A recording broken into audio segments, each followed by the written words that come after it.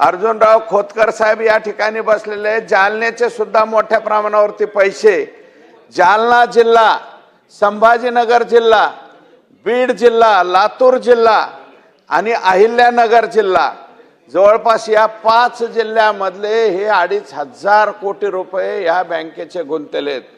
अध्यक्ष महोदय, एकच विनंती आहे, आर्त किंकाळी त्या गरीबातल्या गरीब 25,000, 50,000, 1 लाख, 2 लाख अशा प्रकारच्या ठेवी ज्या गोरगरिबांच्या आहेत अध्यक्ष महोदय, अनेक लोकांचे संसार मोडले अध्यक्ष महोदय।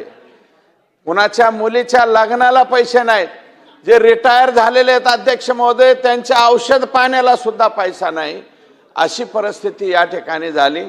फक्त संचालक मंडळ जेलात आणि वेगवेगळ्या प्रकारच्या एजन्सी ज्या आपल्याच पोलीसच्या यंत्रणा आहेत वेगवेगळ्या, त्या फक्त प्रॉपर्टी जप्त केली। लोकांचे पैसे जर दिले तर फार मोठं आशीर्वाद या ठिकाणी सरकारला मिळेल। सरकारला सुद्धा, आम्हाला सुद्धा बीड जिल्ह्यातले लोकप्रतिनिधींना सुद्धा अध्यक्ष महोदय म्हणजे खाली मान घालून या बाबतीमध्ये फिरावं लागतं अध्यक्ष महोदय। बातमी म्हणजे थोडक्यात।